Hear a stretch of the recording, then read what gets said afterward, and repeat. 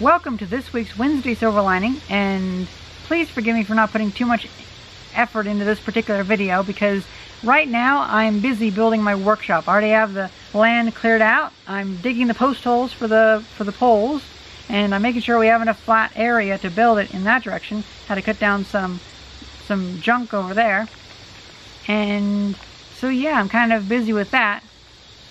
And it's actually going really well. But that's for a different video. I already have videos filmed for that. I just need to edit them and upload them. Now, we have some news. And thankfully not too much news, so I don't have to waste too much time doing it. Well, I don't have to spend too much time doing this. First off, NASA has finally approved SpaceX's load and go procedure, or thing that they do, process, for the rockets. So up until now, most rocket launches are filled up with propellants, and then the astronauts get on, then they launch. But what SpaceX does is they put the astronauts on first, and then they fuel it up, and then they launch. And NASA was very unsure about the whole process of fueling while the astronauts are on board, and it was actually a pretty big problem. Like, a lot of people talked about how if they don't get that approved, then it was going to be a lot of trouble. But looks like they already went through and figured out, and NASA agrees that whatever reason they did it for, it was a good reason. So hey, that's good. So one step closer to having SpaceX launching people, which is really good. We have a little bit of news and a little bit of archaeology this week. So evidently the heat wave in the UK has been killing grass, or at least making it go dormant. But because there's a lot of history in that area, sometimes in some places, whenever the grass dies, it actually shows Parch-Marks. I think that's what they're called, Parch-Marks. And it's like where the foundations used to be of old buildings and whatnot. And it's just really cool. I don't know, I thought that was really cool. And so there's a bunch of pictures on the internet of Parch-Marks popping up all over the place in historic locations. And there's even a few before and after pictures of those locations. So that's even cooler. I don't know, I just thought that's kind of interesting to share. Kind of reminds me of like around here, because like in my backyard, you can obviously tell things haven't, like you can obviously tell something's happened here because grass doesn't grow very much, because there was gravel put here to help level out the yard. And in the other yard, there's this one spot where stuff just grows up a lot. And so you kind of wonder if that's something like an outhouse or a dunny or whatever. In case you're wondering, it's kind of like a really rainy weather out here, so I don't want to take my phone out here, so I've just decided to write down my notes on this instead of having it as a text document. Because I would hate to run my camera inside and forget my phone out here. Because you know, I'd probably do that. Oh yeah, so Switzerland, I've heard that they've banned the Audi A6 and A7 diesel vehicles, automobiles, because evidently they had cheat devices on them that were... Wasn't it Volkswagen that was doing that also? It's like, come on, seriously? It's like, yeah, you should be banned. If you have a cheat device that makes it put out less pollution only when it's being tested, that's just, I don't know about that. Yeah, that's justified to ban them. I think you can still drive them, but you can't buy them. So I think it's a step in the right direction. I wish that would happen a lot more over here to dangerous cars, whether they be dangerous to the environment or dangerous to us. But we know how that goes. SpaceX showed off the Crew Dragon capsule finally, and they also let reporters go into the SpaceX Hawthorne, California factory.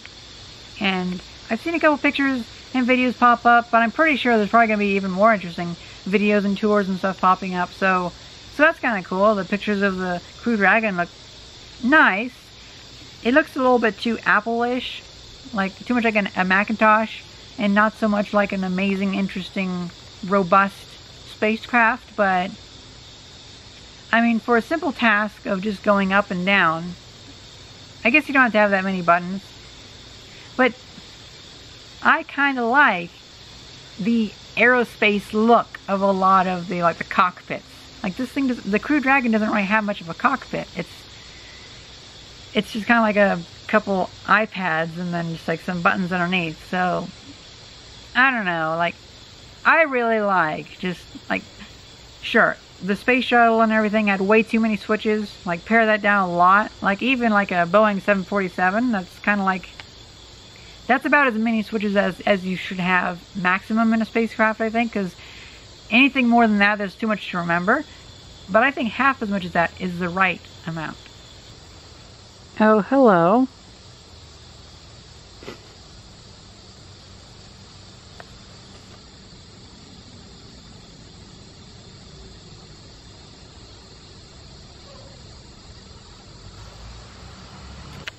And lastly, I've heard that, now this might be a little bit outdated news, but and it's been happening for a long time, but I guess I just want to end on a really good note that I've heard a lot of fast food chains are closing.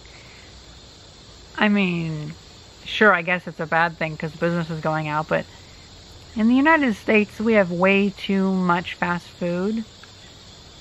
So anytime a fast food chain closes, I'm happy. Now, granted, whenever a fast food chain opens that I like, I'm happy with that also. But I still feel kind of good when a fast food chain just goes extinct. So yeah, that's good. And evidently, like Subway's really been hit really hard with their stores and whatnot. And oh, I've also heard that McDonald's is trying to make paper straws. It's actually kind of a good idea, but it really depends on the environmental impact of it, because I can definitely agree with not wanting to have plastic straws in the landfills for hundreds of years. Well, 100 years maybe. But I am kind of interested to see how the paper straws will hold up. I don't know. I kind of feel like going on a rant. So I am sick and tired of how so much bread in the United States in the grocery stores is so sugary.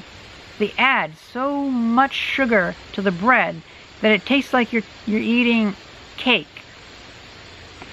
So you know what? I think I'm going to start making my own bread. I'm going to make my own damn bread, and I would like to hear what you guys think is a good type of bread that you like.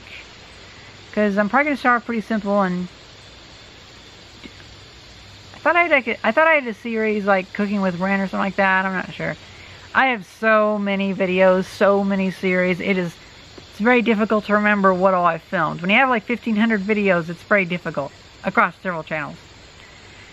But yeah, I think I had some cooking. Oh yeah, because I tried to use that the power pot and I caught it on fire and that didn't go too well. But yeah, maybe I should try making bread and doing some experiments. Like actual, real fucking bread. Not like this weird sugary stuff. Because you know what they do? You know what they do? They probably use the sugar to hide the fact that it's actually really terrible bread.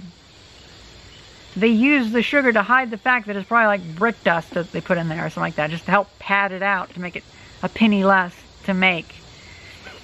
Alright, I'll take my tinfoil hat off and go back to digging post holes. And I hope you guys enjoyed this Wednesday Silver Lining, and thank you very much for watching. See ya.